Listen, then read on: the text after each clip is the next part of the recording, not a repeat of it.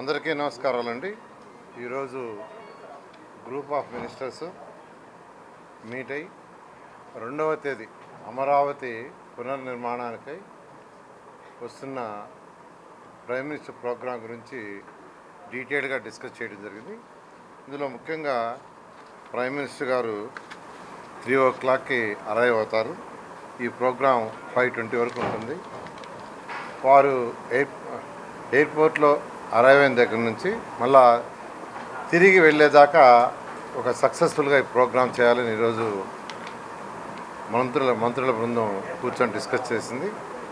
ఇందులో ముఖ్యంగా mobilisation of public and వాళ్ళని ఎలా యాక్చువల్గా ఒక ప్లాన్డ్గా సిస్టమేటిక్గా చేయాలి. ఎందుకంటే ఎండలు ఎక్కువగా ఉన్నాయి కాబట్టి వాటి ఎటువంటి ఇబ్బంది పడకుండా ఉండేదానికి అటు పోలీస్ డిపార్ట్మెంట్తోనూ మరియు మిగిలిన అన్ని డిపార్ట్మెంట్తోనూ ఈరోజు అనేక విషయాలు డిస్కస్ చేయడం జరిగింది.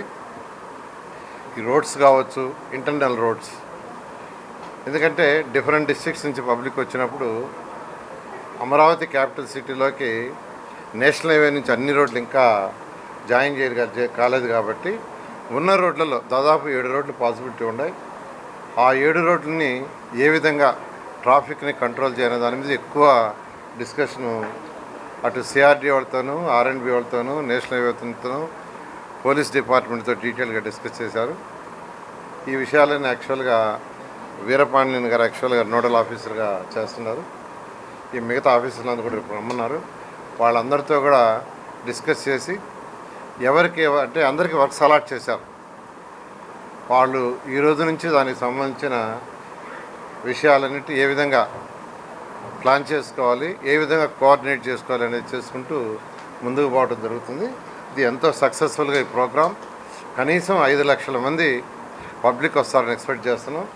5 లక్షల మందికి ఎటువంటి ఇబ్బంది లేకుండా వాటర్ కానీ, బటర్ మిల్క్ కానీ, ఫుడ్ కానీ, తర్వాత పార్కింగ్ ప్లేసులు కానీ ఎటువంటి ఇబ్బంది లేకుండా చేయడానికి ఈరోజు ఈ గ్రూప్ ఆఫ్ మినిస్టర్స్ కూర్చొని కొంత గైడ్ లైన్స్ యాక్చువల్గా డిసైడ్ చేశారు. దాని మీద ముందుకు పోవడం జరుగుతుంది. భాగంగా అమరావతి రాజధాని నిర్మాణం మరొకసారి రాష్ట్ర ప్రజలకి పునరంకితం అవ్వడానికి కోసం ఒక చక్కటి అవకాశంగా భావించి గౌరవ ప్రధానమంత్రి గారు ఆ రోజున 3ంటికి విజయవాడకు చేరుకునే నేపథ్యంలో ఈరోజు మా మంత్రుల ఉపసంఘం గౌరవ ముఖ్యమంత్రి గారి ఆదేశాల మేరకు వివిధ డిపార్ట్మెంట్లని సమన్వయపరుచుకుంటూ ఏ విధంగా ఇక్కడికి వచ్చేస్తున్న ప్రజానికానికి ఎక్కడ కూడా ఇబ్బంది కలగకుండా కార్యక్రమం విజయవంతంగా ముందుకు తీసుకెళ్ళడానికి మేము చేయాల్సిన ఏర్పాట్లపైన చాలా లోతుగా మేము ఈరోజు సమీక్షించడం జరిగింది. ప్రతి కార్యక్రమం గురించి ఏది ఆలోచించినా కూడా ఇక్కడ ప్రజలు చేసిన త్యాగాలు, అమరావతి రాజధాని కోసం భూములు ఇచ్చిన రైతులు, అదేవిధంగా గతంలో మూర్ఖమైన నిర్ణయాలతో ఆ ప్రభుత్వం ఏ విధంగా మహిళా రైతుల్ని, ఎవరైతే రైతులు పాపం రాష్ట్ర రాజధాని నిర్మాణం కోసం వాళ్ళు ఏ విధంగా భూములు ఇచ్చారో వాళ్ళని ఇబ్బంది పెట్టారో అటువంటి రైతులందరినీ కూడా గౌరవించుకోవడానికి కోసం ఇదొక వేదికగా మారాలని మా అందరి ఆలోచన. దానికి అనుగుణంగా ఈ ప్రాంతంలో జరిగిన అభివృద్ధి కార్యక్రమాలు, జరగబోయే అభివృద్ధి కార్యక్రమాలు, అట్ ద సేమ్ టైం ఎవరైతే పాపం నిలబడి ఆ రోజున ఆ రైతులు మా కోసం ఈ త్యాగం చేశారో వాళ్ళందరినీ గౌరవించుకుంటూ ముందుకు తీసుకెళ్ళడానికి కోసం ఈ కార్యక్రమం నిర్మాణం జరుగుతుంది. వివిధ పార్టీల నియోజకవర్గాల నుంచి మా నాయకులందరినీ కూడా జిల్లాల వారీగా వాళ్ళని కూడా ఈ కార్యక్రమంలో పాలు పంచుకునే విధంగా, భాగస్వాములు చేసే విధంగా వాళ్ళందరినీ కూడా ఆహ్వానించడం రాబోయే రోజుల్లో చేయబోతున్నాం. అన్ని జిల్లాల నుంచి పార్టీ నాయకులు సమన్వయపరుచుకుంటూ క్యాడర్తో పాటు నాయకత్వం కూడా కలిసి వచ్చేటట్టు ఈ కార్యక్రమాన్ని విజయవంతం చేసేటట్టు ప్రతి ఒక్కరం కూడా దీనికి ఒక ప్రణాళికబద్ధంగా ముందుకు తీసుకెళ్తామని ఈ సందర్భంగా మీకు తెలుపుకుంటున్నాను.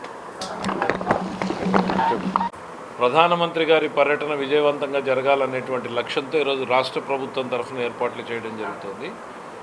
ఇటు అమరావతి, అటు పోలవరం, ఈ 2 ప్రాజెక్టులకి కేంద్ర ప్రభుత్వం పెద్ద ఎత్తున సపోర్ట్ చేయడం అనేటువంటిది తెలుగువారిగా మనం అందరం కూడా అభినందించాల్సినటువంటి అంశం. ఇది ఆగిపోయినటువంటి పోలవరాన్ని ఆల్రెడీ పనులు ప్రారంభించడం జరిగింది. ఇక ఆగిపోయినటువంటి అమరావతిని సెల్ఫ్ ఫైనాన్సింగ్ ప్రాజెక్టుగా రాష్ట్ర ప్రభుత్వానికి పెద్ద బర్డన్ లేకుండా, రాష్ట్ర ప్రభుత్వ ఖజానా నుంచి పెద్దగా మనం ఆర్థికంగా సపోర్ట్ చేయకుండా అమరావతికి డబ్బులు కేంద్రం నుంచి తీసుకుని ఆ తర్వాత అమరావతి వాళ్ళకు ఉన్నటువంటి భూముల్ని సేల్ చేసి ఆ లోన్స్ రీపే చేసే ఒక మెకానిజంలో కేంద్ర ప్రభుత్వం మనకు సహాయం చేయడం జరిగింది. వారికి మనం అందరం కూడా ధన్యవాదాలు చెప్పాల్సినటువంటి పరిస్థితి ఉంది. ఈ ధన్యవాదాలు ఏ రకంగా ఉండాలంటే రేపు వచ్చేటువంటి కార్యక్రమంలో మనం అందరం కూడా పాలు పంచుకుని విజయవంతం చేసే దిశగా ఉండాలని చెప్పేసి నేను అందరినీ కూడా కోరుకుంటున్నాం. ఏర్పాట్ల వరకు చూస్తే ఖచ్చితంగా ఈ చుట్టుపక్కల ఉన్నటువంటి జిల్లాల నుంచి కూడా అందరినీ కూడా ఆహ్వానించడం జరుగుతూ ఉంది. అట్లానే ప్రతి ప్రాంతం నుంచి కూడా ప్రతినిధులు రావాలని చెప్పేసి మేము కోరుకుంటూ ఉన్నాం. దాదాపు 1,00,000 కోట్ల రూపాయలకు సంబంధించినటువంటి ఫౌండేషన్స్ ప్రధానమంత్రి గారు ఆ రోజు ఇనాగరేషన్ చేయబోతున్నారు, ప్రారంభం చేయబోతున్నారు. ఇవన్నింటికి ఫైనాన్స్ టైఅప్ చేయబడింది. ఈ ఫైనాన్స్ టైఅప్ చేయబడి పనులు ప్రారంభానికి సిద్ధంగా ఉన్నాయి. కాంట్రాక్టర్లు ఫైనలైజ్ అయిపోయినారు. ప్రధానమంత్రి గారు ప్రారంభం అని చెప్పగానే నెక్స్ట్ డే నుంచే పనులు ప్రారంభించేలాగా ఏర్పాట్లు చేయడం జరిగింది. 1,00,000 కోట్ల రూపాయలకు సంబంధించినటువంటి పనులన్నీ ప్రధానమంత్రి గారి చేతుల మీదుగా మనం ప్రారంభోత్సవం రేపు జరుపుకోబోతున్నాం. Thank you.